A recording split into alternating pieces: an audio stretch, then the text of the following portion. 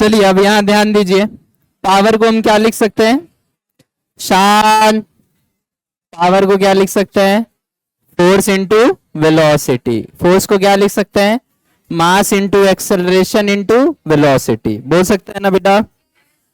ठीक है, एक्सेलरेशन को क्या लिख सकते हैं, mass into D V by D T into V. ये पी हो गया, नहीं समझे क्या। पावर को हमने लिख दिया F dot V, F dot V को क्या लिख दिया, एफ वी कॉस 0 1, समझ में आ गया। एफ को क्या लिख सकते हैं, M A mass into acceleration. अच्छा, एक्सेलरेशन के दो फॉर्मूले होते हैं, एक डीवी बाई डी टी और एक V D V by D X. कौन सा लगाएंगे, डीवी बाई डी टी लगाएंगे। ठीक है, और उसके बाद यहां पी डी टी हो गया ना, is equal to M V D V हो गया, बोलो हाँ या ना। और उसके बाद उसको इंटीग्रेट करेंगे, इंटीग्रेट कर दो तो पी डी टी क्या हो जाएगा, work done. Power into time का इंटीग्रेशन क्या हो जाएगा, पावर इंटू टाइम छोटा सा वर्क, छोटा सा वर्क का इंटीग्रेशन टोटल वर्क। तो नेट वर्क क्या हो जाएगा, या टोटल वर्क क्या हो जाएगा, जल्दी बताइए। एम बाहर आ जाएगा बेटा क्योंकि मास कांस्टेंट है, बोलिए हाँ या ना। वी डी वी का स्क्वायर क्या हो गया, वी स्क्वायर बाई 2। ओहो हो, कुछ याद आया, net work done equal to kinetic energy. नहीं आई बात समझ में, चले पावर से घुस गए वर्क एनर्जी थ्योरम में। ठीक है ना, तो यहां से एक बहुत अच्छा सा रिजल्ट आता है कि 2 into work done by mass is equal to velocity का अंडर रूट। ये कॉपी कर लीजिए।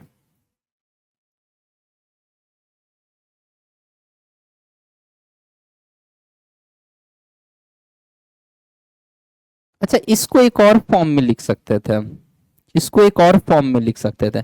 सपोज करो पावर कांस्टेंट है तो पावर बाहर आ जाता, इंटीग्रेशन ऑफ dt हो जाता ना, और ये बन जाता एम वी स्क्वायर बाई 2।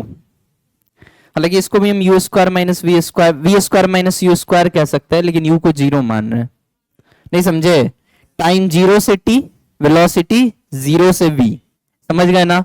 तो ये आ जाएगा, और पी dt का इंटीग्रेशन क्या हो जाएगा, pt हो जाएगा, पावर इंटू टाइम वर्क होता। और इसको हम क्या लिख सकते हैं, 2 को उधर भेज दे और m से डिवाइड कर दे, और v क्या आ गया, इसका अंडर रूट। ये भी तो लिख सकते हैं। अरे चाचा, वर्क को पावर इंटू टाइम लिख दिया है तो डायरेक्ट यहां से ये भी घुस सकते थे तुम, समझ में आ रहा है कि नहीं। ये जो वर्क है उसको पावर इंटू टाइम लिख सकते हैं ना। अगर पावर कांस्टेंट है, अगर पावर बदल नहीं रहा, पावर कांस्टेंट है, तो पावर को सिंपली टाइम इंटरवल से मल्टीप्लाई कर दो, वर्क डन आ जाएगा। क्योंकि पावर क्या, पर सेकंड का वर्क, पर सेकंड का वर्क मान लो 2 जूल है, हमको मिला 10 जूल, 10 सेकंड, तो क्या हो जाएगा 2 इंटू 10 20 जूल। मान लो पावर है 2 जूल पर सेकंड और कांस्टेंट है, मतलब 2 वॉट। ठीक है, और 10 सेकंड तक हम उससे काम लिए तो कितना एनर्जी दिया, 20। ये तो सिंपल है ना, एकक नियम है भाई, 1 सेकंड में 2 देता है तो 20, 10 सेकंड में 20 देगा। क्या मेरी बात क्लियर है। तो पावर इंटू टाइम वर्क हो गया, तो बेसिकली हमने डेल्टा डब्ल्यू को पी इंटू टी लिख दिया। कोई अपराध तो नहीं कर दिया यार। ठीक है, अब ध्यान से देखिएगा, यहाँ पे सारी बातें फालतू की हैं, जो काम की बात है उसको हम एक जगह लिख लेते हैं। 2 into P T upon M का अंडर रूट को क्या लिख रहे हैं, वी। ठीक, अच्छा सवाल कैसे देगा, ध्यान से सुनना। कहेगा एक कार है, या एक कार नहीं देगा, बोलेगा 2 कार है और दोनों कार बिल्कुल आइडेंटिकल है। आइडेंटिकल मतलब एक समान, उनके इंजन सेम है, उनकी कंपनी सेम है, उनका सब कुछ सेम है, पार्ट सेम है, सब कुछ सेम है, तो इंजन का पावर भी सेम होगा। अरे भाई बलेनो कोई भी उठाओ, इंजन तो K2 ही मिलेगी ना, 1100 सीसी की ही गाड़ी मिलेगी ना। ऐसा तो नहीं है कि अजमेर में 1100 सीसी की बलेनो मिलती है, दिल्ली में जाओगे तो 1500 सीसी की मिलेगी। 1500 सीसी चाहिए तो ब्रीजा लो। बात समझ में आ रही है मेरी। तो पावर सेम है, और बोलेगा दोनों का मास भी सेम है। मास भी सेम होती है सारी गाड़ियों की, एक पर्टिकुलर कंपनी की, एक पर्टिकुलर मॉडल की गाड़ी दुनिया में कहीं भी ले लो, मास सेम होगा, इंजन का पावर सेम होगा, मास भी सेम होगा। टू तो है ही कांस्टेंट। बोलेगा कि एक को चलाए 2 घंटे, या ऐसे बोलेगा एक को चलाए 4 घंटे सेम पावर के इंजन से, और एक को चलाए 16 घंटे। बताइए 4 घंटे और 16 घंटे के अंत में उनके वेलोसिटीज के रेशियो क्या होंगे। तो सीधा सीधा यहां से आपको सिर्फ एक कंक्लूजन ड्रॉ करना है कि v is directly proportional to root of t। बात खत्म। समझ में आया?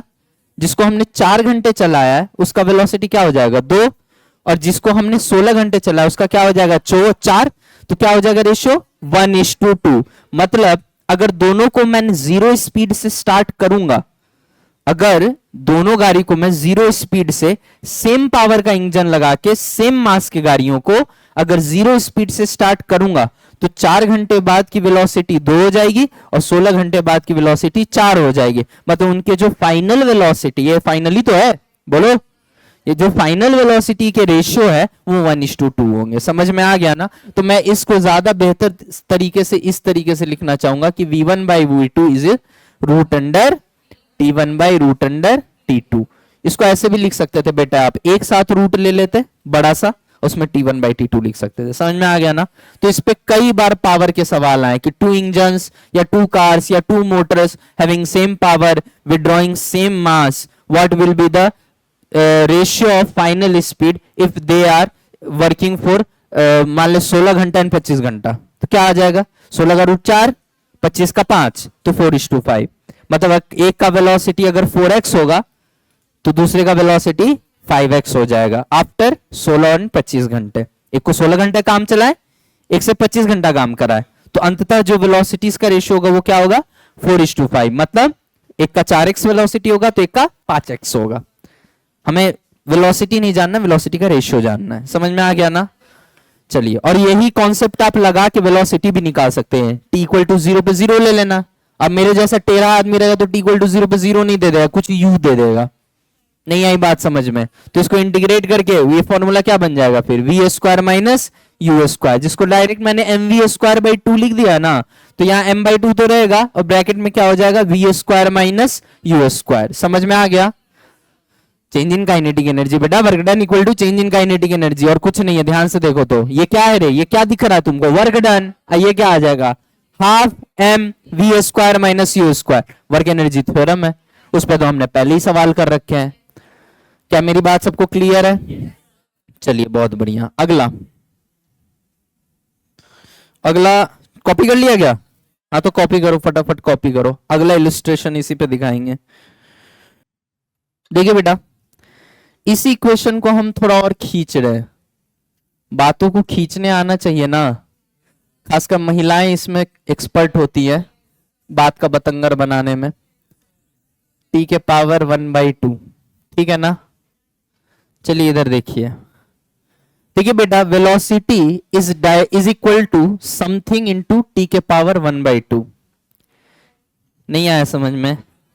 अच्छा, पावर क्या है? कांस्टेंट। दोनों इंजन का, दोनों कार का इंजन का पावर सेम है तो कांस्टेंट मान सकते हैं। दोनों कार का मास सेम है तो m भी कांस्टेंट मान सकते हैं, और 2 तो कांस्टेंट है ही सही, और root of constant is a constant. तो हम इतना अवॉइड करते हैं बेटा काम करना, हम सीधे k × t⁻1/2 बोल देते। बोलो हाँ या ना?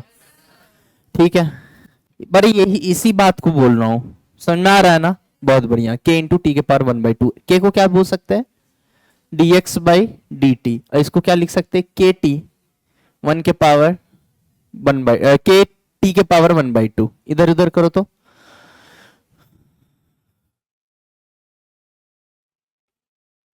चिड़ीवाल, जल्दी बता बेटा। चलो t = 0 पे हम x0 मान लेते हैं, और t = कुछ t पे x मान लो, x0 मान ले, जो मर्जी मान ले, ठीक है, x0 मान ले।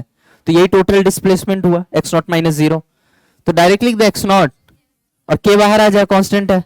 t⁻1/2 का इंटीग्रेशन क्या हो जाएगा k × t⁻3/2 into divide by 3/2 होता है, ये 2/3 हो जाए। हमको इस पार्ट से घंटा मतलब नहीं है, ये कांस्टेंट है। मतलब हमको इस चीज से है कि displacement is directly proportional to time के पावर 3/2। अब ये दूसरा कंक्लूजन है जिससे सवाल आता है। सवाल क्या आता है? 2 cars having same mass and having same engine with same power, एक को चलाए हैं 16 घंटा और एक को चलाया है 25 घंटा। पूछेगा उन दोनों के द्वारा जो डिस्प्लेसमेंट होगा, बोलेगा दोनों को स्टार्ट सेम जगह से किया गया था, तो उसी जगह को ओरिजिन मान लेते हैं अपन। अगर दोनों को स्टार्ट सेम जगह से किया गया तो उसी को हम क्या मान लेते हैं? ओरिजिन मान लेते हैं। बोला गया कि एक को 16 घंटे हमने चलाया और एक को 25 घंटे चलाइए। बताएं कि इनका जो फाइनल डिस्प्लेसमेंट होगा उनका क्या रेशियो होगा। तो जैसे 16 रखोगे ये आएगा 64, बोलो हाँ या ना। और जैसे 25 रखोगे ये आएगा 5 क्यूब 125, तो रेशियो क्या हो जाएगा डिस्प्लेसमेंट का 64/125, मतलब एक अगर 64 किलोमीटर चला होगा तो दूसरा 125 किलोमीटर चल गया होगा। क्या आपको समझ में आ रहा है कि किस किस तरह के सवाल बन सकते हैं। ये इलुस्ट्रेशन 1 हुआ, ये इलुस्ट्रेशन 2 हुआ, समझ में आया। इसमें किसको रिलेट किया जा रहा है, डिस्प्लेसमेंट को टाइम के साथ। इसमें किसको रिलेट किया जा रहा है, वेलोसिटी को टाइम के साथ। मतलब तुमको टाइम बता देगा कि एक को 4 घंटा चलाया, एक को 16 घंटा चलाया, बोलेगा फाइनल वेलोसिटी का रेशियो बताइए। यहां क्या कर रहा है, यहां पे भी टाइम बता देगा, एक को 16 घंटा चलाया गया, एक को 25 घंटा चलाया गया। इस बार क्या पूछ रहा है, वेलोसिटी का रेशियो है डिस्प्लेसमेंट का रेशियो, उनके द्वारा डिस्प्लेसमेंट का रेशियो बताइए। अगर दोनों को सेम पॉइंट से स्टार्ट किया गया तो एक कितना आगे होगा दूसरे से, तो कितना आगे होगा, 125 में से 64 घटा दो, उतना आगे होगा। समझ में आ रहा है या नहीं आ रहा है, पक्का ना। चलिए अगला,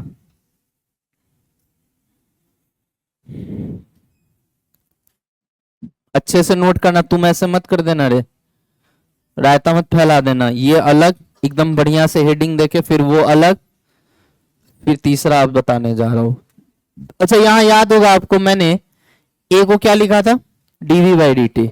मैं V D V by D X भी तो लिख सकता था, देखते उससे क्या निकल गया था, क्या पता कुछ नया आ जाए।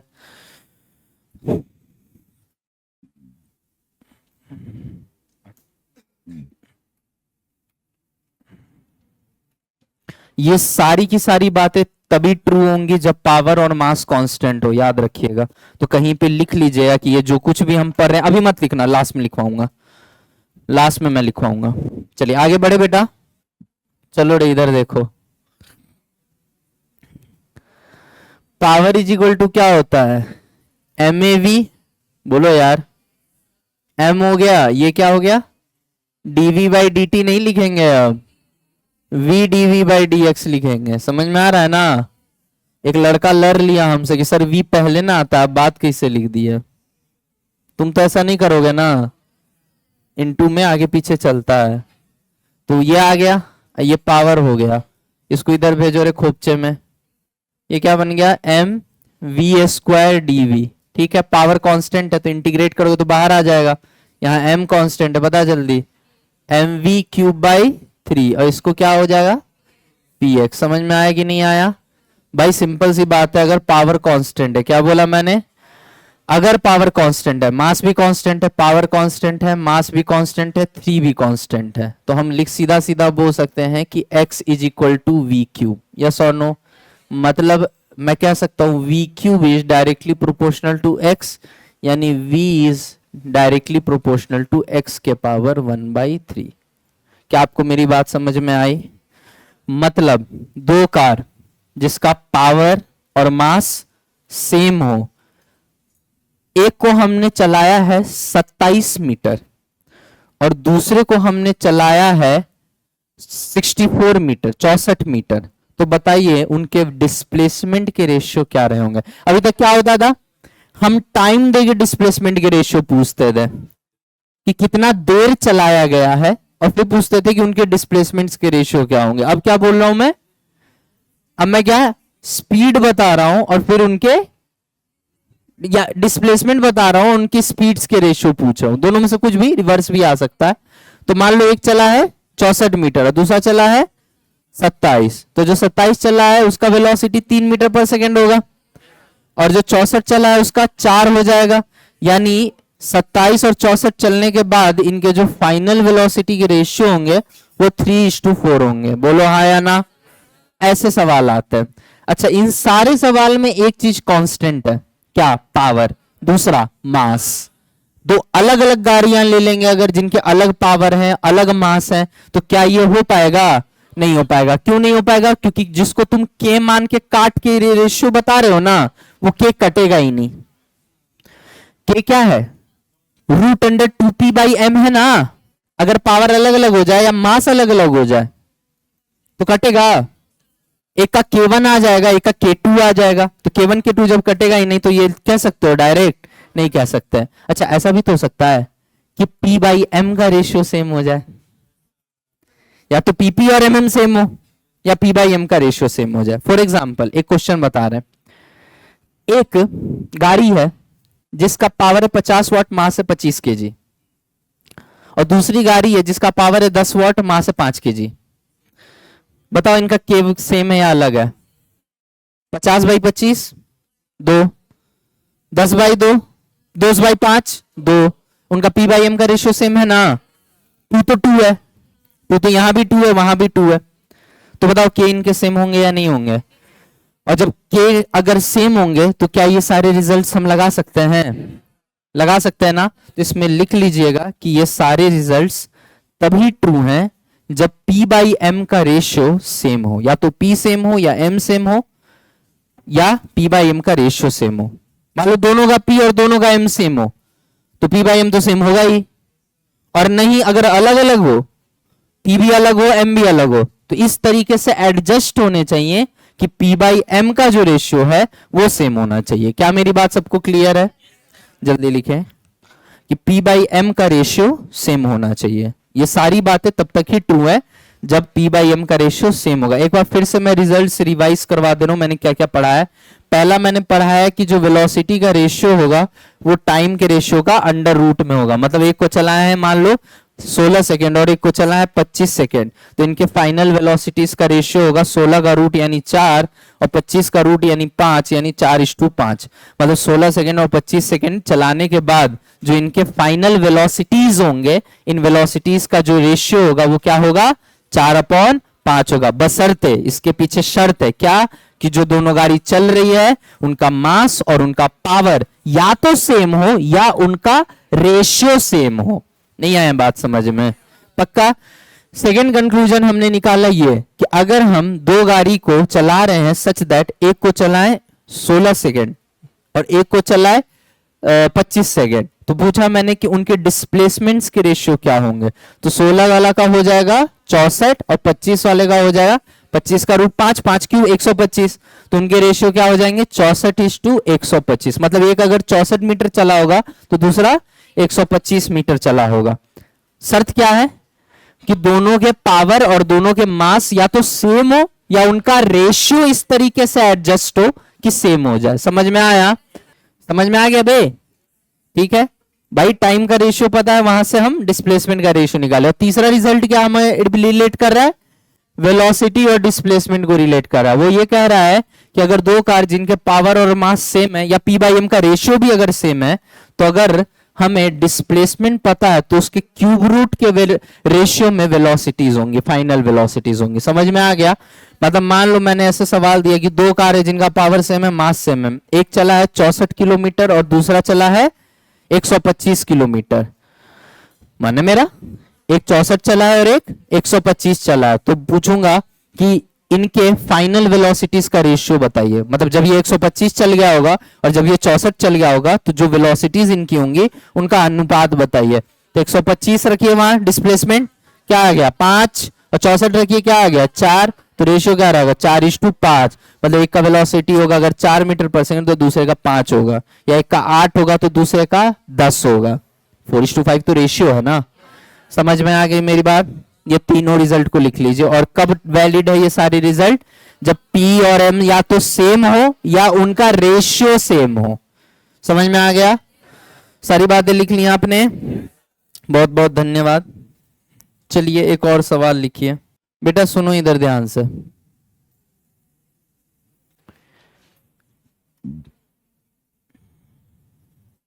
मान लो ये एक पाइप है जो नीचे से पानी लेके आ रहा है, ला सकता है ना पानी नीचे से, और ये इसमें डाले जा रहा है, डाल सकता है? ठीक है, तो अगर हम तुमसे पूछेंगे वर्क डन बाय पंप, यहां पंप लगा होगा कहीं, ये क्या है रे? पंप है। तो वर्क डन बाय पंप क्या बताओगे? बताओ वर्क डन बाय पंप क्या बताओगे? बहुत सिंपल सा बात है, mgh वर्क हो रहा है, वर्क डन पर सेकेंड पावर होता है, g और h तो फिक्स है, तो क्या हो जाए डिफरेंशिएशन dm/dt, मतलब rate of change of mass. तो सीधा हम इसको क्या बोल सकते हैं? dm/dt into gh। ये क्या आ गया बेटा? ये आ गया पावर। समझ में आया या नहीं आया?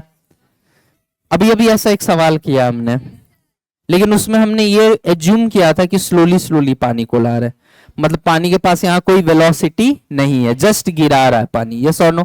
अब मान लो वेलोसिटी हो तो फिर तो काइनेटिक एनर्जी भी आएगा, और तुम्हें पता है वर्क एनर्जी थ्योरम से work done equal to change in kinetic energy. पक्का ना? तो बताओ क्या हो जाएगा इसका पावर। तो हमें तो लग रहा है डीएम मास को लेके इधर से इधर आया है, तो D M V square change in kinetic energy, यही होगा ना बे। इनिशियल स्पीड 0 था, फाइनल स्पीड v है, और हाफ डीएम पावर है तो छोटा सा टाइम से डिवाइड कर दो, तो ये कुछ इस तरह का आ जाएगा, half DM by D T V square. देख लो, चेक कर लो, यही आएगा, यही आएगा बे। सही है, यही आएगा। नहीं समझे? इनिशियल स्पीड इस पानी का क्या था, छोटा सा सेक्शन ले लो पानी का, स्पीड क्या था 0, और यहाँ स्पीड क्या है v, तो चेंज इन काइनेटिक एनर्जी कितना हुआ, half into DM, DM mass है, into V square minus 0 square. और change in kinetic energy half M V square minus 0 square होता है ना बे। पंप लगाने से पहले क्या स्पीड थी 0, और पंप लगाने के बाद v, मास क्या है m नहीं है dm है, छोटा सा क्यों लिए हम, क्योंकि थोड़ा थोड़ा थोड़ा थोड़ा करके पानी चढ़ा रहा है ना। हाफ डीएम यही आया ना, तो हाफ डीएम वी स्क्वायर, ये क्या है, ये वर्क डन है, क्योंकि चेंज इन काइनेटिक एनर्जी क्या होता है वर्क डन, अब वर्क डन बाई टाइम क्या हो जाएगा पावर, तो ये हो गया। तो टोटल पावर क्या हो जाएगा, टोटल पावर हो जाएगा DM by D T G H plus half DM by D T V square, ये हो जाएगा total. DM by D T common ले लो, DM by D T common ले लो, क्या हो जाए जल्दी बताओ, G H plus half V square, जहां वी स्क्वायर क्या होगा बेटा, वो वेलोसिटी जिससे पानी अंदर पंप से टंकी के अंदर गिर रहा है। कभी देखे नहीं हो मोटर चला के टंकी खोले होगे पानी गिर रहा होगा, तो जिस वेलोसिटी से पानी टंकी के अंदर गिर रहा है वो वेलोसिटी v है, वो यहां रख दोगे। g है, हाइट पता ही होगा तुमको कि पानी कहां से खींच के ला रहा है टंकी पे, तो ये हाइट है, ये g है, ये v है, सब तो पता ही है। dm बाई dt क्या है, मास के चढ़ने का रेट बताएगा ना कि 2 kg पर सेकेंड या 2 लीटर पर सेकेंड अगर दे रखा है तो उसको पहले डेंसिटी से मल्टीप्लाई करके केजी में कन्वर्ट करो कि 2 kg प्रति सेकेंड या 4 kg प्रति सेकेंड पानी जमीन से चढ़ के टंकी में आ रहा है। समझ में आया ना? तो ये इसका फॉर्मूला है, ठीक है। कोई समस्या है? चलिए एक क्वेश्चन लिखिए, हालांकि हम चाहते नहीं है क्वेश्चन लिखवाना, लेकिन लिखवा दे क्या, चलो। क्या वापस से समझना है ये बताओ। ये समझ में आया था कि अगर डीएम मास को हम यहां से उठा के यहां ले आएंगे तो हमें वर्क डन डीएम जीएच करना पड़ेगा, एमजीएच के जगह डीएम लिख दिया, एम को एम ना बोल के अब डीएम बोल रहे। डीएम जीएच क्या हो गया, work done by time power, ये कौन सा पावर हो गया, जो पोटेंशियल एनर्जी बढ़ाने में खपत हो रहा है। लेकिन ऐसा तो है नहीं कि पानी बस यहां ले जाके छोड़ दे रहे हो, पानी का कुछ ना कुछ स्पीड भी है, तो इस स्पीड के वजह से काइनेटिक एनर्जी, और काइनेटिक एनर्जी भी कहां से आ रहा है, पंप से ही आ रहा है ना। जो पंप का पावर है उसके 2 हिस्से हो रहे हैं, एक हिस्सा पानी को चढ़ा रहा है और दूसरा हिस्सा पानी को स्पीड दे रहा है। समझ में आया? तो जो पानी को स्पीड दे रहा है उसके वजह से चेंज इन काइनेटिक एनर्जी कितना हुआ, इतना, हाफ डीएम वी स्क्वायर, इतना ही पंप वर्क किया होगा, वर्क बाय टाइम पावर हो गया।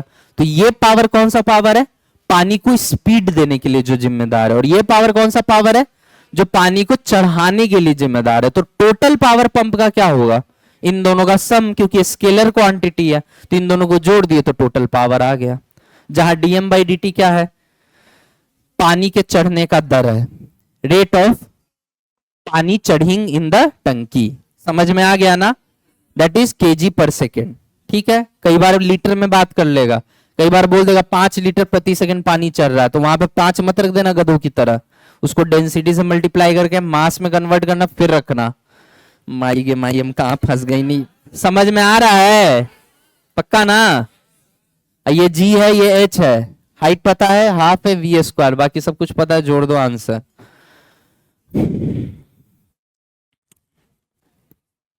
अच्छा, एक क्वेश्चन था मेरे हिसाब से, जरा ध्यान से सुनना, जो मैं बोल रहा हूं उसको ध्यान से सुनना। फोर्स जो है वो रो ए वी है,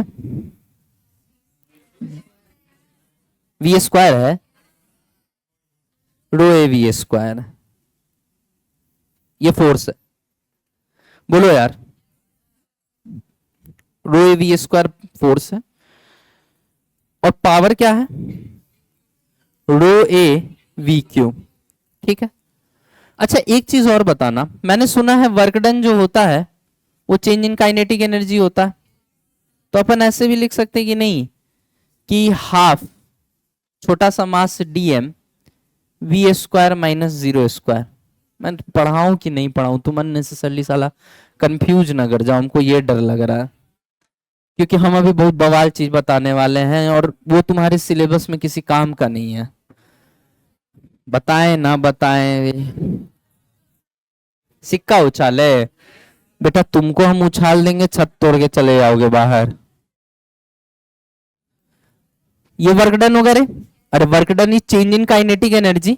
मान लो डीएम मास है जिसकी स्पीड 0 थी और अब क्या है, वी है, तो चेंज इन काइनेटिक एनर्जी क्या हुआ दीदी, बात करने के लिए पूरी जिंदगी है, यहां ध्यान दे लो, half DM V square minus U square. ठीक है ना, तो छोटा सा मास है उसका change in kinetic energy, change in kinetic energy work done होता है।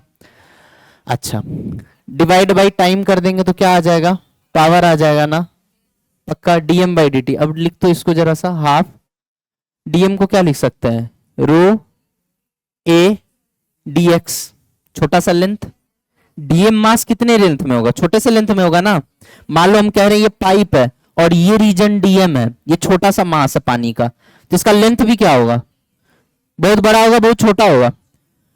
ठीक है, तो rho A DX density into area into length, area into length volume हो गया, एरिया इस पाइप का area, cross sectional area, area into length volume, volume into density mass, तो आ गया ना, और डिवाइडेड बाय dt तो है ही सही, और ये वी स्क्वायर हो गया, तो ये क्या बन गया, half rho A V cube बन गया। तू मुझे बता, पावर इसके हिसाब से half rho A V cube आ रहा है और इसके हिसाब से रो ए वी क्यूब आ रहा है, ये सही है या ये सही है, एवरेज इंस्टेंटेनियस जैसी कोई बात नहीं है, बकवास है ये बात, ये सही है या ये सही है, वर्ड टू वर्ड में तुमको ये सही मिलेगा, 99% टीचर ये सही पढ़ाते हैं, क्योंकि एफ आता है, एफ से सीधा वी मल्टीप्लाई किया तो आंसर। नीट में एक बार पीवाई क्यू आ चुका है और उसका आंसर भी यही दिया था, और बाद में क्लेम करने के बाद 2014-15 की बात है, उसको हटा के आंसर ये किया गया, याद रखिएगा, ये सही है ये गलत है, समझ में आ गया। तो पावर क्या है, half rho A V cube, ना कि rho A V cube, work energy theorem से देखते हैं, समझ में आया। अच्छा, एक बच्चा ने पूछा कि क्यों ऐसा होता है, तो आपको हम नहीं समझा पाएंगे, सॉरी, आप बस याद रख लीजिए कि ये रिजल्ट गलत है। हालांकि नीट में दोनों ही से सवाल बनेगा और दोनों से सवाल सही बनेगा, क्योंकि नीट ये पूछता ही नहीं है कि पावर क्या है, नीट पूछता पावर वी के किस पावर पे जा रहा है, किस एक्सपोनेंट पे जा रहा है, तो चाहे ये देख लो चाहे ये देख लो, वी के पावर क्या है, cube, power is directly proportional to V cube, तो आंसर तो वी क्यूब ही होगा ना। तो चाहे हाफ रो वी क्यूब बोलो चाहे रो वी क्यूब बोलो, है तो power directly proportional to V cube ही, यस और नो, तो नीट के हिसाब से आंसर आ जाएगा। अब एक सवाल लिखवा रहा हूं, उस सवाल से तुमको हम समझा देंगे कि हम कहना क्या चाह रहे हैं, ठीक है। लिखो, अ पंप, पंप बेटा पंप, अंग्रेज, a pump, a pump is used to. अच्छा एक बात बताइए, ये भी कहां से आया है, इसी से तो आया है, बस इसमें हाइट वाले पार्ट को नेग्लेक्ट कर दिए, सिर्फ वेलोसिटी वाली पार्ट लिए हैं। मतलब अगर हमसे कोई पूछे कि ये एक हमारा पंप है, उसमें से v स्पीड से पानी निकल रहा, बताओ पंप का पावर क्या होगा, तो बच्चा क्या लिखेगा, सीधे रो ए वी क्यूब, जबकि लिखना क्या चाहिए, half rho A V cube. यहां तो हाइट का कोई टर्म नहीं आएगा ना। हमने तुमको दो सवाल कराए हैं, एक सवाल में क्या कराया था, हाइट दिया था, वेलोसिटी नेग्लिजिबल मान लिया था, तो उसमें तो D M by D T into G H से काम चल गया था, वहां वी जीरो था, बोलो रे। अब इस केस में क्या है, इस केस में पानी का लेवल सेम है, फिर भी पानी अपने आप पाइप में आ जाता है क्या? दो केस बताता हूं मैं। पहला केस, घर में बोरिंग होता है, बोलते हैं ना 100 फीट जमीन के अंदर छेद किया, पाइप डाला, पंप लगाया, 100 फीट नीचे से पानी को निकाल के टंकी पे डाल रहा है, ठीक है। उस केस में ध्यान से सोच के बताना, पानी को लेवल से खींच रहा है या हाइट से खींच रहा है? हाइट से खींच रहा है। क्या पानी सेम लेवल पे है मोटर के? नहीं है, ठीक है। तो उस केस में क्या आएगा बेटा, उस केस में क्या आएगा जल्दी बताओ? उस केस में ये वाला फॉर्मूला लगेगा, क्योंकि हाइट से भी खींच रहा है और कुछ स्पीड भी है। सपोज करो तुमने ये देखा कि जो पानी टंकी में गिर रहा है, गिर तो रहा है, मोटर चलाते ही गिरना शुरू हो गया, बट बहुत धीरे धीरे गिरा, नेग्लिजिबल स्पीड से, तो कौन सा फॉर्मूला लगाओगे? फिर हाफ वी स्क्वायर हटा दोगे, सिर्फ ये वाला फॉर्मूला लगाओगे कि power of pump is DM by D T into G H, बात खत्म। पावर ऑफ पंप आ गया, और कुछ वेलोसिटी से अगर गिर रहा है तो D M by D T into G H plus half V square, जहां वी क्या होगा? पानी की टंकी में गिरने की गति। समझ में आ गया? ये कौन सा केस था? जब हम एक डेप्थ से पानी को निकाल के टंकी में भर रहे थे। गॉट इट और नॉट? खेत में कभी गए हो? खेत के चारों तरफ साइड साइड से कैनाल बनाया होता है, और कैनाल से पानी को डालते हैं खेत में, देखा है कभी? नहर उसको कहते हैं। थोड़ा सा खोद के भी बना दिया जाता है, और कहीं कहीं गवर्नमेंट भी बनवाती है, खासकर पंजाब वगैरह इलाका में, हरियाणा में तुमको कैनाल वगैरह दिख जाएगा।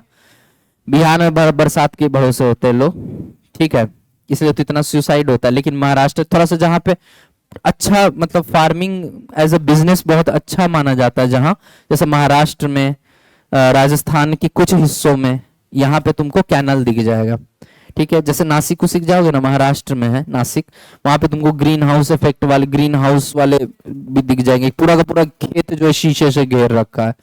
जो चीजें तुमने किताब में पढ़ी थी, जीवन में कभी नहीं देखे होगे, वो सब जाओगे तो वहां देखने को मिला। एक से एक फार्मिंग का टेक्निक वो लोग अपनाते हैं, पूरा टेक्नोलॉजिकल है, और करोड़ों में पैसा कमाते, करोड़ों में, ठीक है। खैर आते टॉपिक पे। यहां पे पानी क्या बताओ बेटा, पाइप के लेवल में है या पाइप से नीचे है? तो उठाने के लिए कोई वर्क करना पड़ेगा क्या? मतलब पोटेंशियल एनर्जी में कुछ जाएगा क्या? तो एमजीएच वाला टर्म तो नहीं आएगा, यानी जीएच वाला टर्म नहीं आएगा इस बार, बोलो हाँ या ना? इस बार कौन सा टर्म आएगा? सिर्फ ये काइनेटिक वाला ना। क्यों? क्योंकि अब पंप का काम है सिर्फ यहां से पानी को स्पीड देना खेत में जाने के लिए, बोलो हाँ या ना? तो फॉर्मूला क्या लगेगा? DM by D T, half DM by D T V square. क्या मेरी बात क्लियर है? अच्छा, अब यही गलती करोगे तुम, ठीक है। कुछ बच्चे बोलते हैं sir half DM by D T V square, कुछ कहते हैं DM by D T V square. सही क्या है?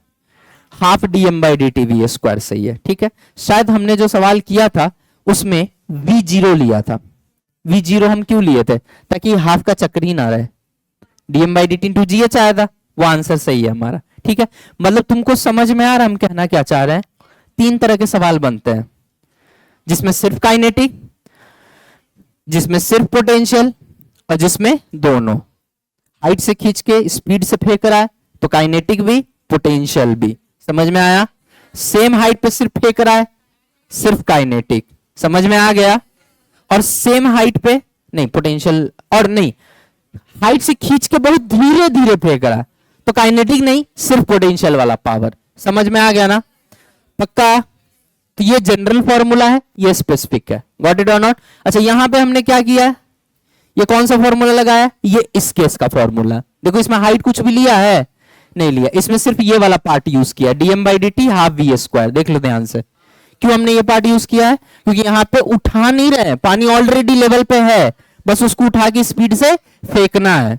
नहीं आई बात समझ में? अरे जैसे होता है ना, एक पत्थर उठा के और फिर फेंके, और एक पत्थर हाथ में ऑलरेडी था फिर फेंके, और एक को उठा के हाथ में धीरे धीरे ले जा रहे हैं। तीनों में क्या अंतर है? एक में उठा के फेंके तो पोटेंशियल का पावर प्लस काइनेटिक का पावर। नहीं आई बात समझ में? दो जगह पावर खपत होगी, एक तो पोटेंशियल में और एक काइनेटिक में। समझ में आ रहा है या नहीं आ रहा? सिर्फ उठाए और धीरे धीरे ले जा रहे तो काइनेटिक नेग्लिजिबल हो गया, तो सिर्फ उठाने का power DM by D T G H हो गया, जो सवाल कराया हमें थोड़ी देर पहले। देख लो, डीएम बाई डी 100 kg पर सेकंड करके कुछ कराया था, यस और नो? और तीसरा कैटेगरी क्या हुआ, हाथ में ऑलरेडी है, उठाना नहीं है, सेम लेवल पे है, सिर्फ फेंकना है, तो उसमें सिर्फ काइनेटिक वाला आएगा। तो इसमें सिर्फ काइनेटिक वाला आया, मतलब ये कौन सा केस है, ये वाला केस है। क्या मेरी बात सबको क्लियर है? ये 3 केस होते हैं, समझ में आ गया ना? कोई एक केस भी आ जाए तो समझना उस साल का नीट का पेपर बहुत अच्छा सेट हुआ। चलिए अब एक सवाल लिखिए, सवाल लिखवा रहे थे ना, लिखिए pump is used, pump is used,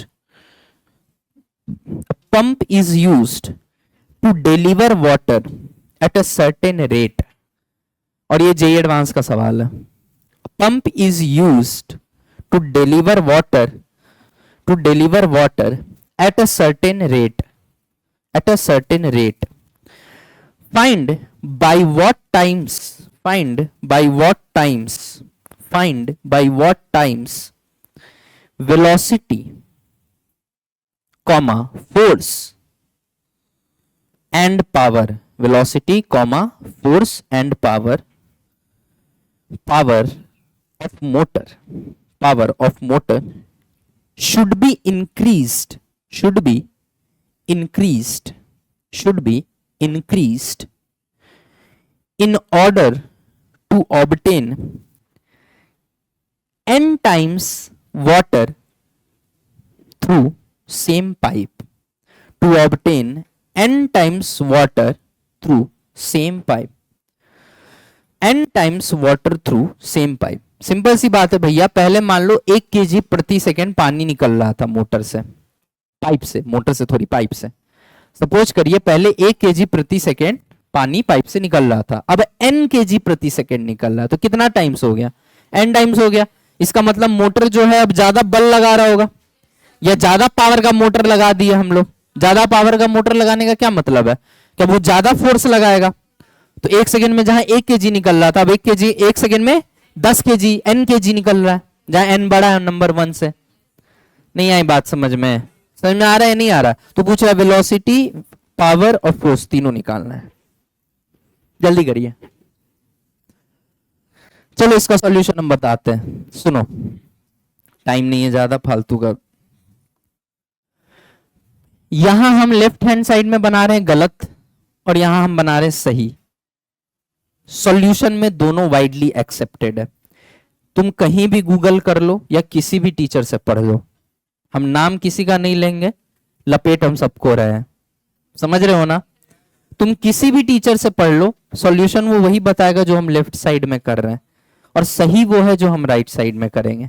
answer दोनों से सेम आता है, इसीलिए कोई इस बहस में पड़ता ही नहीं है कि लेफ्ट सही है या राइट सही है। गूगल करोगे, यूट्यूब करोगे, किताबें पढ़ोगे, कुछ किताबें लेफ्ट बोलेंगी, कुछ किताबें राइट बोलेंगे, लेकिन सही राइट वाला है।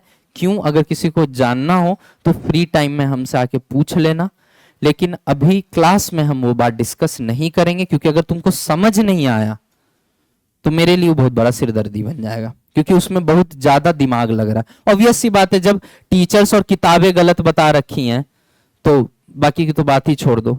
हम ही से भिड़ गए हैं बहुत सारे लोग इस पे कि नहीं नहीं ये सही है, ये गलत है, ये गलत है, ये सही है, लेकिन जो हम कहते हैं वही सही होता है। समझ में आ गया? तो सबसे पहले हम आपको बता रहे हैं भाई, सीधी सी बात है।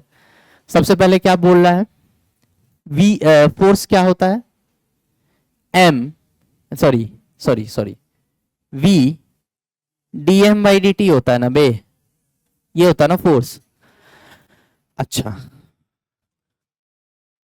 dm बाई dt क्या है, रेट ऑफ वाटर चढ़िंग, मतलब रेट ऑफ पानी जो चढ़ रहा है या जो निकल रहा है। समझ में आ रहा है नहीं आ रहा? अच्छा, यहाँ पे हाइट की कोई बात नहीं हुई ना, तो सेम लेवल पे मानते हैं, इसमें हाइट का तो कोई चक्कर है नहीं, ठीक है ना? चलो तो कोई बात नहीं। dm बाई dt को हम क्या लिख सकते हैं बेटा, जरा बताओ तो। मान लो कि ये हमारा पाइप है और इसकी लंबाई है x, तो पानी वेलोसिटी से निकल रहा है v, तो v को हम dx बाई dt लिख सकते हैं। ये हम एनएलएम में समझा चुके हैं कि भैया जिस रेट से पानी का कॉलम का हाइट घट रहा होगा उतना ही तो निकल रहा होगा प्रति सेकेंड। अब तुम बोलो नहीं सर x तो कांस्टेंट है, अरे पाइप की लंबाई नहीं, पाइप के अंदर के पानी की लंबाई देख। बोले सर पानी भी तो उतना ही है, वो नहीं है, वो पानी निकल गया, अब पीछे से कोई और पानी आ गया है। समझ में आ रहा है ना मेरा मतलब? तो v क्या हो गया, dx बाई dt हो गया। एरिया तो a है, बोलो रे, और डेंसिटी लिक्विड का रो है, आइडियल लिक्विड मान के चल रहे हैं, तो रो a क्या हो गया, रुक जा, अरे तबीयत हो गई है खराब। देखो रे इधर, dm छोटा सा मास है ना, छोटा सा मास क्या होगा, rho density into area into छोटा सा लेंथ, ठीक है, अपॉन dt हो जाएगा, और dx बाई dt क्या हो जाएगा, रो av हो जाएगा। अब क्या बोला है तुमसे सवाल में कि पानी हो जाना चाहिए n टाइम्स, मतलब पहले अगर 1 लीटर प्रति सेकंड निकल रहा था, या लीटर नहीं बोलते, केजी में बोलते हैं, पहले अगर 1 केजी प्रति सेकंड निकल रहा था तो अब 10 केजी प्रति सेकंड निकल रहा हो, मतलब इधर इंटू 10 हो गया होगा।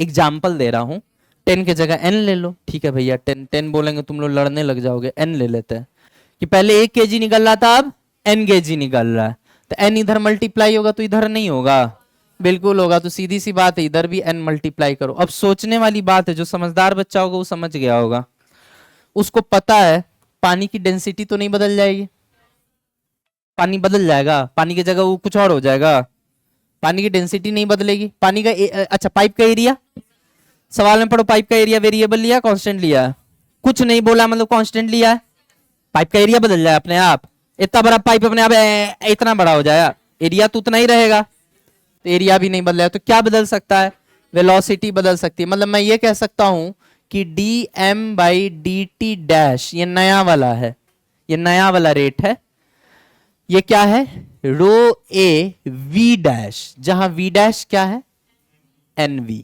समझ में आ गया। मतलब अब जो पानी की गति है वो पहले के पानी की गति से n टाइम्स ज्यादा हो गया। अगला सवाल क्या पूछा है, फोर्स, फोर्स क्या होता है, रो ए वी स्क्वायर, क्या हमने न्यूटन लॉ में ऑलरेडी ये पढ़ रखा है, तुमको याद है ये कैसे आया था, आज भी प्रूफ किया है, कहां प्रूफ किया है दिखा देता हूं, कहां प्रूफ किया है भाई, आज भी प्रूफ किया है,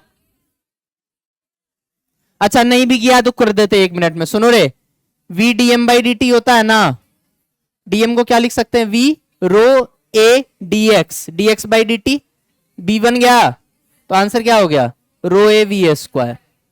ये तो पुराना फोर्स है, अब नया फोर्स f डैश की बात कर लेते हैं। रो बदला है, a बदला है, क्यों नहीं बदला है, रो लिक्विड का प्रॉपर्टी है, a पाइप का प्रॉपर्टी है, न पाइप मोटा किए हैं और ना पानी के जगह शरबत बहा रहे हैं कि डेंसिटी बढ़ जाए, समझ में आ रहा है या नहीं आ रहा है, तो क्या बदला है, v बदला है, v के जगह क्या हो गया है, nv हो गया है, समझ में आ रहा है कि नहीं, तो आंसर क्या हो गया, n square rho A V square. मतलब तुमको नहीं लगता है कि अब नया वाला फोर्स पुराने वाले फोर्स के कंपैरिजन n स्क्वायर टाइम्स हो गया है।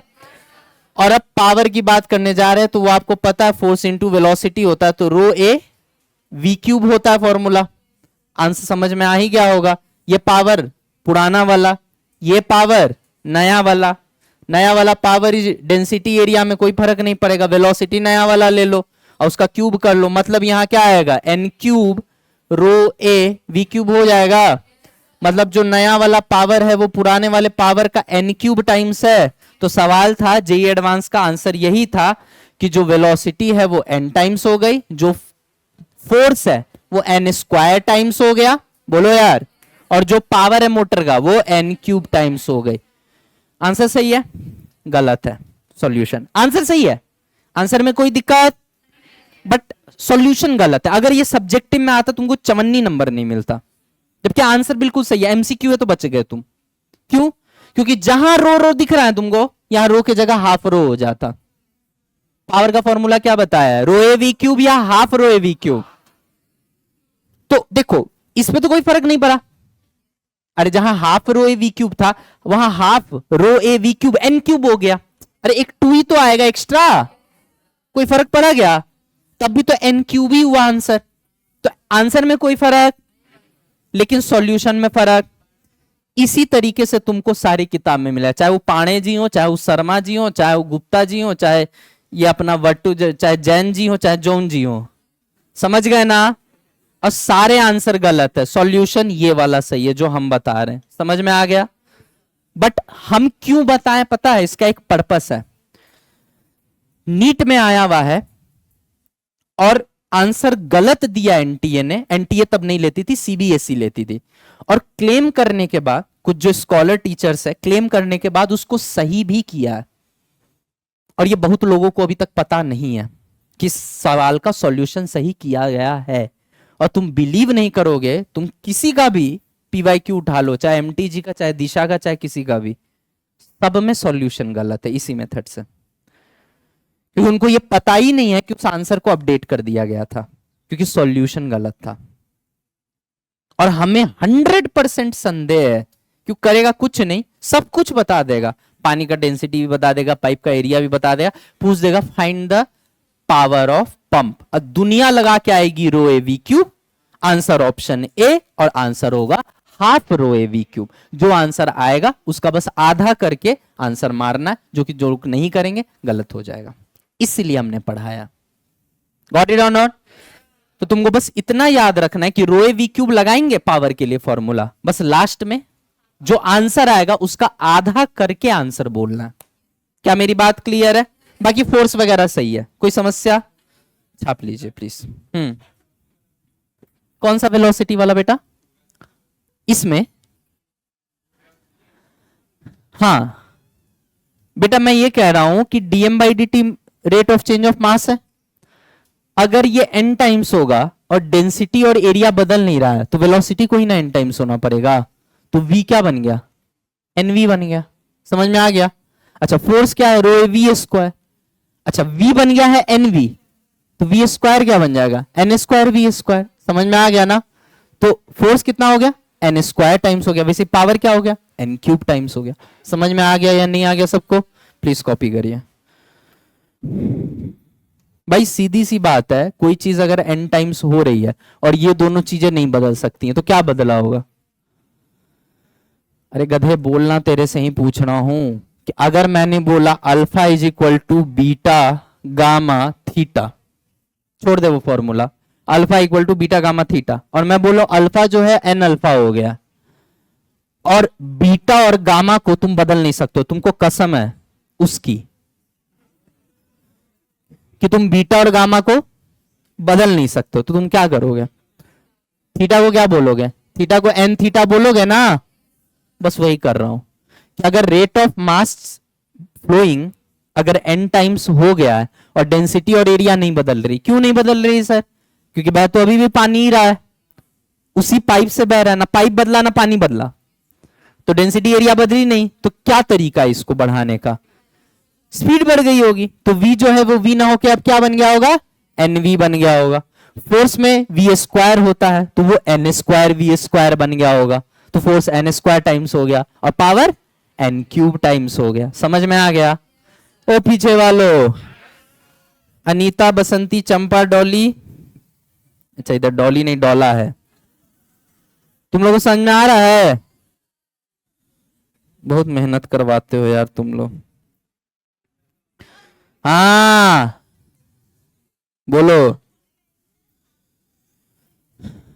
पावर में प्रेशर नहीं, बाप रे बाप, माई के माई, मार दे, ले ले हमरा मार ले, ले प्रेशर निकाल रहे हम, कायम चूर्ण। पावर है वो, पावर, हाँ पावर है वो। पावर में हाफ आएगा क्योंकि वर्क एनर्जी थ्योरम से आया। यहाँ यहाँ यहाँ यहाँ देख, यहाँ प्रूव भी किया। समझ में आ गया? पावर में आएगा, फोर्स वोर्स में नहीं करना है, ठीक ना? पावर में आएगा। Got it? यहां हाफ आएगा। अरे नालायको, पावर में हाफ क्यों आ रहा है ये समझ में आया? प्रूफ किया मैंने वर्क एनर्जी थ्योरम से। Change in kinetic energy is equal to work done by time power. समझ में आ गया? और वर्क एनर्जी थ्योरम कभी गलत नहीं हो सकता। क्यों? क्यों? क्योंकि वो law of conservation of energy है। समझ में आया? तो अगर कोई तुमसे बहस पे उतर ही आए कि नहीं तुम्हारे मास्टर ने क्यों बोला रो ए वी क्यूब गलत है, half rho A V cube क्यों सही है, तो तुम कहना कि रो ए वी क्यूब आपने फोर्स इनटू वेलोसिटी डायरेक्ट करके निकाला है, जबकि half rho A V cube मैंने वर्क एनर्जी थ्योरम से निकाला है, और दोनों ऑब्वियसली सेम तो नहीं हो सकते। और तब सही कौन है गलत कौन है? तो सिंपल सा कॉन्सेप्ट है भैया, कुछ सही हो चाहे कुछ गलत हो, वर्क एनर्जी थ्योरम हमेशा सही होगी। यस और नो? इसीलिए मेरे मास्टर ने जो निकाला है वो सही निकाला, half rho A V cube ही होता है। ठीक है, इनफैक्ट पुराना एडिशन कुछ जो रेप्यूटेड किताब आती हैं आईआईटी की, मैं नाम किसी का नहीं ले सकता, लेकिन जो पुरानी किताबें आती थी आईआईटी की उसमें भी ये गलतियां थी जो कि अपडेटेड एडिशन में रिमूव किया है, उसको सही किया। समझ में आ रहा है? खैर ज्यादा समझने की जरूरत नहीं है, ज्यादा समझोगे तो दिमाग फट जाएगा। अच्छा, ये वाला फॉर्मूला जनरल फॉर्मूला ये सब लिख लिया ना भाई, सब कुछ छोड़ना कुछ भी नहीं। यहाँ गोबर भी लिखा हो तो गोबर भी कॉपी पे होनी चाहिए, लिखी भी। समझ में आया ना? छोड़ना कुछ नहीं, कुछ भी आ सकता है इसमें से। चलिए आगे बढ़ते हैं। हमको लगता है इतना डिटेल में पावर तुम पहली बार पढ़ रहे होगे, पता है हमको, पावर को इतना पढ़ाता ही नहीं है। कहते क्या है पावर? फोर्स बाय टाइम है। और क्या है? क्या हो गया?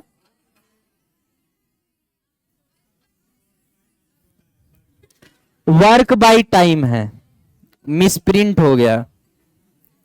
देखो रे, यहां पे एक बहुत सॉलिड ट्रिक बता के जाना। कितना टाइम है क्लास में? 5 मिनट ना? 5 ही मिनट का ट्रिक भी है, ध्यान से सुनना। पहले गधा वाला तरीका बताएंगे, समझदार वाला। देखो भैया, ऐसा है कि काइनेटिक एनर्जी, सुन ले रहे ओए, नीचे देख के ऊपर देखेगा गायब हो जाएगा, नीट में आता है, इसलिए सुन ले। हाफ एम वी स्क्वायर, पक्का? अब कुछ नहीं करना है, दोनों साइड क्या करो, मास से मल्टीप्लाई डिवाइड कर दो। करो तो, मास से मल्टीप्लाई करो, दोनों साइड कर दिया, ये तुमको पी स्क्वायर बाई 2m दिख रहा है। काइनेटिक एनर्जी, मास को इधर ले आए, दोनों साइड मास से मल्टीप्लाई किया, फर्क नहीं पड़ेगा। तो p का वैल्यू √2m/ke, समझ में आ गया? और एक ये फॉर्मूला हो गया, ये दूसरा फॉर्मूला हो गया। अगर मोमेंटम दिया है, काइनेटिक एनर्जी चाहिए तो ये फॉर्मूला, अगर काइनेटिक एनर्जी दिया है, मोमेंटम चाहिए तो ये formula. Is that clear to everyone? अब जो गधे होते हैं, उस टाइम नहीं है, वरना हम तुमको कल गधा वाला तरीका करके दिखाएंगे, ठीक है ना? तुम तमाम तरीके से पढ़े होगे, हमको पता है, उसको तुमको पूरा बताते होंगे। क्या बताएंगे ये बता देता हूं। सवाल ये आता है कि अगर मोमेंटम को हम इतने परसेंट से चेंज करें तो काइनेटिक एनर्जी में कितना परसेंट का चेंज आएगा। वो गधे क्या करते हैं, पहले P लिखते हैं प्लस x% ऑफ P, फिर जोड़ना घटाना पूरा करके -1 करके पूरा एकदम लंबा सा बताते हैं। ठीक है, सब एक दूसरे का छाप रहे हैं। हम ऐसा तुमको ट्रिक बता देंगे कि तुम पागल हो जाओगे। पहले आंसर निकालना सिखा देते हैं, फिर बाद में कॉन्सेप्ट बताएंगे, ठीक है? मान लो कि जो चेंज इन मोमेंटम है, पहले इसको पकड़ते हैं। Kinetic energy is equal to p²/2m, मतलब यहां पे हम मोमेंटम को चेंज करेंगे और काइनेटिक एनर्जी में चेंज पूछेंगे। समझ में आ गया? इसमें 2 फार्मूला है। कितने फार्मूला है? 2 फार्मूला। पहला, अगर 5% से कम है तो सीधा दुगना, 5% से कम है तो सीधा दुगना, सीधा डबल कर देना, डबल डबल डबल चेंज आएगा। और अगर 5% से ज्यादा है तो उसके लिए क्या करना है, डबल करके प्लस फर्स्ट डिजिट का स्क्वायर लिख लीजिए। देखो रे ओए, कोई पूछेगा हमसे, सुनो सुनो,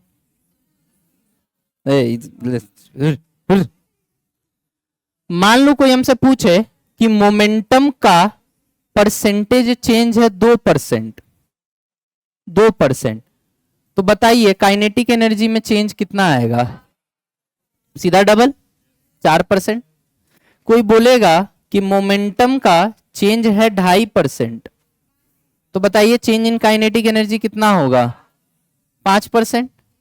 कोई आया बोला चेंज इन मोमेंटम है 1%, तो बताइए काइनेटिक एनर्जी में चेंज कितना आएगा? 2%। समझ में आ रहा है? मतलब जब तक मोमेंटम का चेंज 5 से कम रहे, सीधे दुगना आंसर होगा। गॉट इट और नॉट? अब एक बच्चा आया, बोला मास्टर बेवकूफ मत बनाओ, सवाल ये नहीं आता है, सवाल आता है चेंज इन मोमेंटम बाई 100 नहीं 10%। इसका आंसर भी तुमको याद होगा, 21% होता है। तुमको लंबा चौड़ा मेथड बताए होंगे मास्टर, जिससे तुम पढ़ के आए हो, 1 प्लस एक्स पी बाई 100 इन का स्क्वायर इन 200। समझ गए ना, मेरा इशारा समझते जाओ जो हम बोलते जा रहे हैं, ठीक है ना? सुन रहे क्या बोल रहे हैं? 10 है ना, 10 का दुगना कितना होता है? 20 लिख देना। अब प्लस इसका फर्स्ट डिजिट बता दो, 1 का स्क्वायर प्लस 1, 21% आंसर। तुम अपना formula low,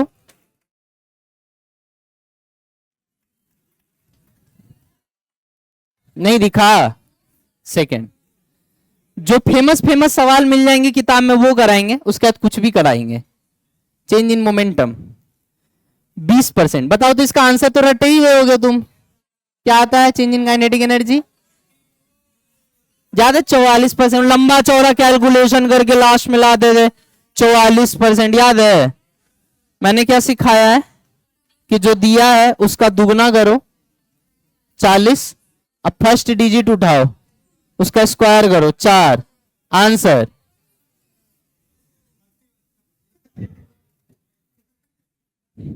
change in momentum. इसीलिए बहुत सारे लोग हमसे इनसिक्योर रहते हैं कि साला बहुत परेशानी है, बहुत परेशान करता है हमको। बताइए आंसर सीधे। चेंज इन मोमेंटम कितना है? इसका भी आंसर तुमको रटवाए होंगे, 50 है ना, 100 पहला डिजिट का स्क्वायर, आंसर। जाओ तुम भी क्या याद रखो, इतना भी नहीं बनाना है बे। अगला 100%, मोमेंटम का चेंज 100%। बता भाई 200 पहला डिजिट का, 201 कितना? 300 ना, ये भी लेते ना बे, पहला 10 ना लेंगे। जैसे ये तो सिंगल डिजिट है, एक डिजिट छोड़ के पहला 2 देखो तो 10 ना हो गया। अगर तुम 1 का स्क्वायर करोगे बेटा तो 10 और 100 में क्या अंतर रह जाएगा? तो किसका स्क्वायर करोगे? 10 का स्क्वायर करोगे ना। मैंने ये बोला है एक डिजिट छोड़ के पहले का जितना लेटर आ रहा सब ले लो। समझ में आ गया ना? तो क्या आ गया? 100 का 200, ये 10 का स्क्वायर 100, आंसर 300%। सीधे आंसर है। 9% कर लेना, 9 का दूनी 18, और लेकिन 9 इसमें कैसे आएगा? अच्छा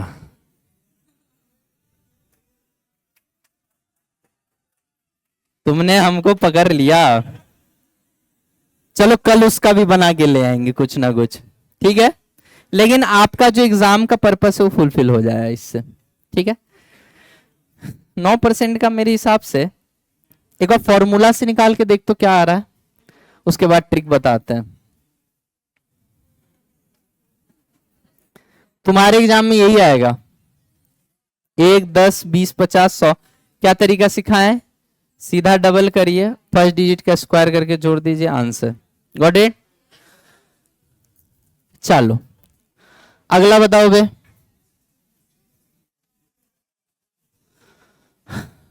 इसका लॉन्ग कट मेथड भी बताएं क्या? टाइम हो गया है लेकिन हमको पढ़ाना, पहले आंसर निकालना सिखा देते हैं फिर बाद में लॉन्ग कट बता देंगे कहां से आया ये, ठीक है ना? अगला क्या है? अगला है बेटा P is equal to root under 2m KE, है ना? इस बार अब क्या चेंज करेंगे? काइनेटिक एनर्जी में चेंज करेंगे और मोमेंटम का चेंज पूछेंगे। नहीं आई बात समझ में? तो कैसे करेंगे इसमें बताओ? 5% से कम के लिए क्या करोगे? लेस देन 5% के लिए क्या करोगे? सीधा आधा। जैसे मान लो बोलेगा 4% से चेंज किया तो ये 2, ये 2 तो 1, 3 तो 1.5। समझ में आ गया ना? लेस देन 5% के लिए सीधा हाफ हो जाता, हाफ हो जाता। अच्छा ग्रेटर देन 5% के लिए ग्रेटर देन 5% के लिए क्या हो जाए? जनरली 2 डिजिट नंबर आएगा, ग्रेटर देन 5% होगा तो। पता है, हम एक बात बताएं, अगर ये 5 से 8-9% भी होगा ना, तो भी ये हमको लगता है चल जाएगा डबल वाला। पूछो क्यों? क्योंकि 5 और 8% या 9% में कोई बहुत ज्यादा अंतर नहीं है, इसलिए डबल से जो थोड़ा ज्यादा है वो आंसर मार देना। नहीं समझे? जैसे 9 है ना, तो देखो 10 के लिए क्या आ रहा है? 10 के लिए आंसर आ रहा है 21, समझ में आ गया? अब 5 के लिए आता 10, नहीं समझे? 9 के लिए क्या आ रहा है? 18, तो 18 से 21 के बीच में ही आंसर होगा ना, तो 18 से 21 के बीच में जो ऑप्शन है वो मार देना। अब ऐसे तो ऑप्शन सेट करने से रहेगा वो कि 18.1, 18.2, 18.3, ऐसे तो ऑप्शन सेट करेगा नहीं। तो सीधी सी बात है कि अगर 5 से 9 के बीच में रहेगा तो डबल से थोड़ा ज्यादा। समझ में आ गया? जैसे मान लो 9% का पूछा, तो 9% का क्या हो जाएगा? 9 का डबल के हिसाब से तो 18 होता, लेकिन 18 नहीं होगा, 18.9 होगा या 19 होगा या 19.2 होगा, इस तरीके का होगा। क्यों? क्योंकि जैसे ही 10 को छुएगा, 10 को छूते ही 21 आ रहा है, और हम किसका निकाल रहे हैं? 9 का, और 9 का निकाल रहे हैं तो 21 से तो कम होना है, और दुगना 18 होता है, तो 18 से ज्यादा होगा और 21 से कम होगा। तो एक काम करो ना, 18-21 का मीन ले लो। 18-21 का मीन कितना हो जाएगा लगभग? है 39.5। 18-21 का मीन, पागल है क्या बे? 19.5 आएगा ना आंसर? 19%, 19.5% ही आएगा। कैलकुलेट करके देख लो, आंसर यही आएगा। देख लो, करो कैलकुलेट, यही आएगा। समझ में आ गया ना? तो सिंगल डिजिट हो या डबल डिजिट हो, दोनों में हमें फायदा मिल जाएगा। Got it?